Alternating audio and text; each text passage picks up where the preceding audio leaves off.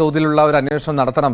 അതല്ലാതെ ഇതിനൊരു പരിഹാര മാർഗം ഉണ്ടാകുമെന്ന് തോന്നുന്നില്ല എന്ന് തോന്നുന്നു. Thank you so much Shri Zachariah George. ഞാൻ ടോം കുര്യകോസിലേക്ക് വീണ്ടും പോവുകയാണ്. സോ ടോമേ, ഇത് ഒരുപക്ഷെ നമ്മൾ ഈ തട്ടിപ്പിൻ്റെയൊക്കെ ആഴം നോക്കുമ്പോൾ നമ്മൾ ഈ സമാനമായിട്ടുള്ള രീതിയിലുള്ളൊരു തട്ടിപ്പൊക്കെ നമ്മൾ ഏറ്റവും ഒടുവിൽ കണ്ടത് ഈ മോൻസൺ മാവങ്കലിൻ്റെതാണെന്ന് തോന്നുന്നു. എനിക്ക് തോന്നുന്നു ഇത് ഒരുപക്ഷെ മോൻസൺ മാവങ്കൽ നടത്തിയ തട്ടിപ്പിന് അപ്പുറമാണോ എന്ന് സംശയമുണ്ട്.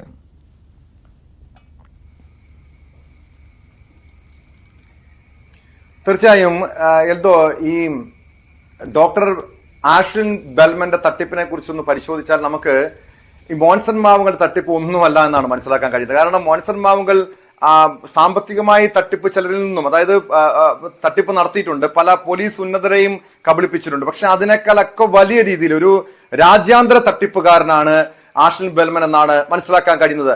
ഇയാൾ സോഷ്യൽ മീഡിയയിലൂടെ ഇങ്ങനെ പല രീതിയിൽ തെറ്റിദ്ധാരണ ജനിപ്പിക്കുന്ന രീതിയിലുള്ള വിവരങ്ങൾ പുറത്തു വിട്ടുകൊണ്ടിരിക്കുകയാണ് ഓരോ ദിവസവും. പോലീസിന്റെ നിരീക്ഷണത്തിലുള്ളപ്പോൾ പോലീസ് സംസ്ഥാനത്തെമ്പാടും ഇയാൾക്ക് വേണ്ടി തെരച്ചിൽ നടത്തുമ്പോഴാണ് താനൊരു വലിയ സംഭവമാണെന്ന രീതിയിൽ പ്രചരിപ്പിച്ചുകൊണ്ട്, സിനിമാ നിർമ്മാതാവ് എന്ന രീതിയിൽ തെറ്റിദ്ധാരണ ജനിപ്പിച്ചുകൊണ്ട് ഈ കഴിഞ്ഞ ദിവസം ഒരു അവാർഡ്, കോഴിക്കോട്ടൻ അവാർഡ് വേദിയിൽ നിന്നും ഈ പുരസ്കാരം CPM നേതാവ് MV ജയരാജനിൽ നിന്നും പുരസ്കാരം ഏറ്റുവാങ്ങുന്ന ചിത്രം ഉൾപ്പെടെ ഇയാൾ സമൂഹ മാധ്യമങ്ങളിൽ പുറത്തുവിട്ടിരിക്കുന്നത്.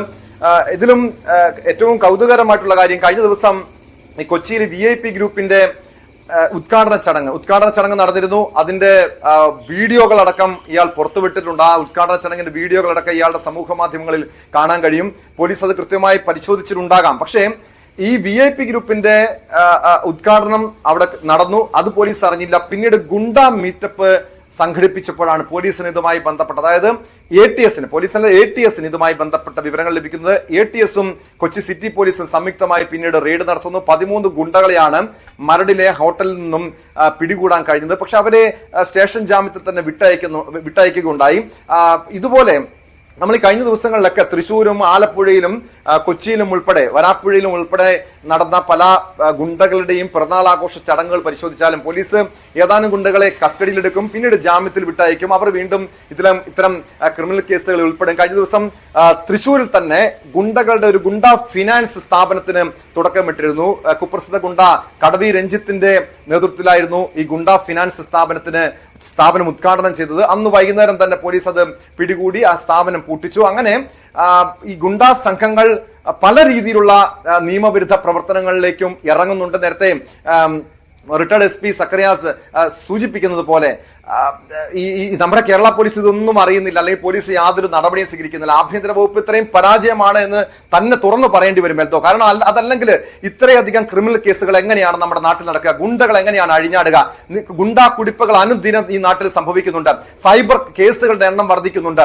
അതായത് കഴിഞ്ഞ 6 മാസത്തിനിടെ കേരളത്തില് 600 കോടിയോളം രൂപയുടെ തട്ടിപ്പാണ് കേരളത്തിൽ നിന്ന് മാത്രം, മലയാളികളിൽ നിന്ന് മാത്രം ഈ സൈബർ തട്ടിപ്പ് സംഘങ്ങൾ കൊണ്ടുപോയത്. അതില് 5% പണം പോലും തിരികെ വീണ്ടെടുക്കാൻ കഴിഞ്ഞില്ല. അതായത് ഒരു 30 കോടി രൂപ പോലും അതിതാഴെ മാത്രമാണ് കേരള പോലീസിന്. ഈ കേരള പോലീസിന് നേരത്തെ എൽദോ സൂചിപ്പിച്ചതുപോലെ ഇത്രയധികം വലിയ സംവിധാനമുണ്ട് എന്ന് അവകാശപ്പെടുന്ന സൈബർ പോലീസിന് പോലും അത് വീണ്ടെടുക്കാൻ കഴിഞ്ഞത്. ഈ സൈബർ തട്ടിപ്പിന്റെ മറ്റൊരു മുഖമാണ് ആഷ്ലിൻ ബെൽമൻ എന്ന കാര്യത്തിൽ സംശയമില്ല. കാരണം സൈബർ ഇടത്തെ ഉപയോഗിച്ചുകൊണ്ടാണ്, ഈ സൈബർ സംവിധാനങ്ങളെയാണ് ഇയാൾ സ്വയം ഒരു താരപരിവേഷം സൃഷ്ടിക്കാൻ വേണ്ടി ഉപയോഗിക്കുന്നത്. പ്രധാനമായും പ്രൊമോഷൻ നടത്തുന്നത് ഈ സൈബർ ഇടം വഴിയാണ്. ഇൻസ്റ്റഗ്രാമും ഫേസ്ബുക്കും യൂട്യൂബും വഴിയാണ്. യൂട്യൂബിലേക്കും ഇയാൾ യൂട്യൂബ് പേജിലൂടെയും ചിലയിടങ്ങളിൽ രംഗപ്രവേശം നടത്തുന്നുണ്ട്. ഒരുപക്ഷെ ഇതിപ്പോൾ ന്യൂസ് 8 ഈ വിവരങ്ങൾ പുറത്തുവിട്ടില്ലായിരുന്നുവെങ്കിൽ ഒരുപക്ഷെ നാളെ പല മാധ്യമങ്ങളുടെയും അതിഥിയായി പോലും ഇയാൾ പങ്കെടുക്കാനുള്ള, ഈ സിനിമാ നിർമ്മാതാവ് എന്ന രീതിയിൽ തെറ്റിദ്ധാരണ ജനിപ്പിച്ചുകൊണ്ട് അതിഥിയായി പോലും പങ്കെടുക്കാനുള്ള സാധ്യത ഉണ്ടായിരുന്നു.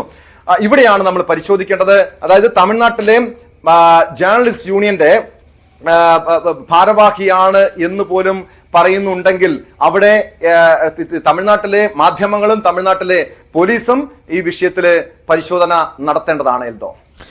മറ്റൊരു പ്രധാനപ്പെട്ട കാര്യം ടോം, നമ്മൾ ഈ ഉടനീളം ഈ റിപ്പോർട്ട് നോക്കിയപ്പോൾ ഈ ആഷ്ലിൻ പങ്കെടുത്ത അവാർഡ് ദാന വേദികളൊക്കെ അതിൽ ഇപ്പോൾ CPMന്റെ മുതിർന്ന നേതാവായിട്ടുള്ള MV ജയരാജൻ ഉൾപ്പെടെ എത്തുന്ന സാഹചര്യമൊക്കെ ഉണ്ട്. ഇത് ഇയാളാണ് എന്നുള്ള ഒരു ബോധ്യം അത് ഇല്ലാതെയായിരിക്കുമെന്ന് നമുക്ക് അനുമാനിക്കുന്നു. പക്ഷേ അപ്പോഴും ഒരു ഉത്തരവാദിത്തപ്പെട്ട രാഷ്ട്രീയ പ്രവർത്തകൻ പ്രകടമാക്കേണ്ട ഒരു കാര്യമുണ്ടല്ലോ, അതൊക്കെ അവിടെ ഇല്ലാതാവുന്നൊരു സംശയം.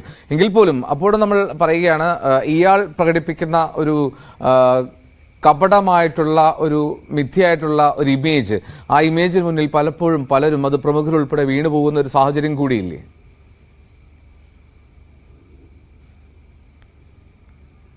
തീർച്ചയായും അവിടെയാണ് ഞാൻ നേരത്തെ സൂചിപ്പിച്ചതുപോലെയുള്ള ചില എറണാകുളത്തൊരു രാഷ്ട്രീയ നേതാവിന്റെ ചിത്രം ഇയാൾ സമൂഹ മാധ്യമങ്ങളിൽ പങ്കുവച്ചിട്ടുണ്ട്.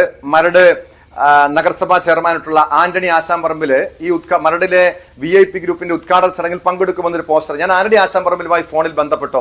ആന്റണി ആശാമ്പറമ്പിൽ പറഞ്ഞു താൻ ഇതിനെക്കുറിച്ച് തനിക്ക് യാതൊരു വിവരവുമില്ല, ഇങ്ങനെ ഒരു ഉദ്ഘാടന ചടങ്ങ് നടക്കുന്നുണ്ടെന്ന് പറഞ്ഞ ഒരു ഇവന്റ് മാനേജ്മെന്റ് സ്ഥാപനം തന്നെ ബന്ധപ്പെട്ടിരുന്നു. താൻ അപ്പോൾ അന്ന് മറ്റു ചില ചടങ്ങുകളുണ്ട്, വരാൻ പറ്റില്ല എന്ന് പറഞ്ഞിരുന്നു. പക്ഷേ ഈ ആന്റണി ആശാമ്പറമ്പിലിന്റെ ഫോട്ടോയും ഇൻസ്റ്റാഗ്രാമിൽ നമ്മൾ പരിശോധിച്ചാൽ കാണാൻ കഴിയും.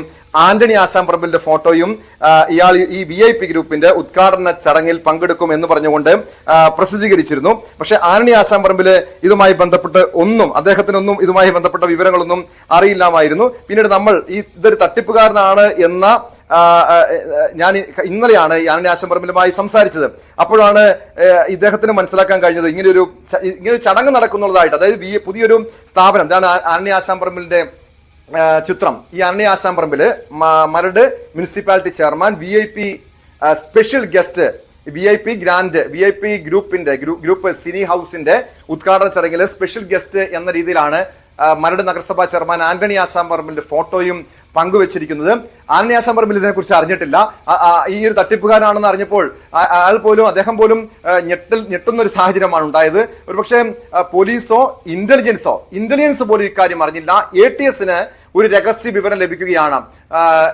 ഇതുമായി ബന്ധപ്പെട്ട ATSനാണ് ഒരു രഹസ്യ വിവരം ലഭിച്ചത്, ഇങ്ങനെ ഒരു ഗുണ്ടാ മീറ്റപ്പ് കൊച്ചിയിൽ മരടിൽ നടക്കുന്നുണ്ട് എന്ന്. അതായത് VIP ഗ്രൂപ്പുമായി ബന്ധപ്പെട്ടല്ല, ഗുണ്ടാ മീറ്റപ്പിനെ കുറിച്ചാണ് രഹസ്യ വിവരം ലഭിക്കുന്നത്. അങ്ങനെയെങ്കിൽ ഇന്റലിജൻസിന്റെ ഒരു വീഴ്ചയല്ലേ ഇത്തരം ഒരു ദുബായിലടക്കം തട്ടിപ്പ് നടത്തുന്ന ഒരു VIP ഗ്രൂപ്പിന്റെ ഒരു സ്ഥാപനം കൊച്ചിയിൽ തുടങ്ങി അതിന്റെ ഉദ്ഘാടനം കഴിഞ്ഞിട്ട് പോലും പോലീസ് അറിഞ്ഞില്ല. പോലീസ് ഇപ്പോഴും ആ ഓഫീസ് അവിടെ ഉണ്ട് എന്ന്, അതായത് അതിന്റെ ബോർഡ് ഉൾപ്പെടെ അവിടെ ഉണ്ട്. അതിന്റെ വാർത്തകളൊക്കെ നമ്മൾ കഴിഞ്ഞ ദിവസം News 18 വാർത്ത കൊടുത്തതാണ്. പക്ഷേ ഇവിടെ പരിശോധിക്കേണ്ടത് ആഷ്ലിൻ ബെൽമനെ കുറിച്ചാണ്.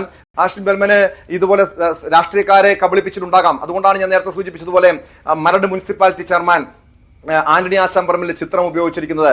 CPM നേതാവ് MV ജയരാജൻ ഇയാൾക്ക്, ഈ ആഷ്ലിൻ ബെൽമന് അവാർഡ് കൊടുക്കുന്നു. മുൻ മന്ത്രിമാരായിട്ടുള്ള കടന്നപ്പള്ളി രാമചന്ദ്രനൊപ്പമുള്ള ചിത്രമുണ്ട്. കടന്നപ്പള്ളി രാമചന്ദ്രൻ പങ്കെടുത്ത വേദിയിലാണ് ഈ ആഷ്ലിൻ ബെൽമൻ അവാർഡ് ഏറ്റുവാങ്ങിയത്. നിരവധി മാധ്യമ പ്രവർത്തകരുടെ സാന്നിധ്യത്തിലാണ് ഈ അവാർഡ് ഏറ്റുവാങ്ങിയത്.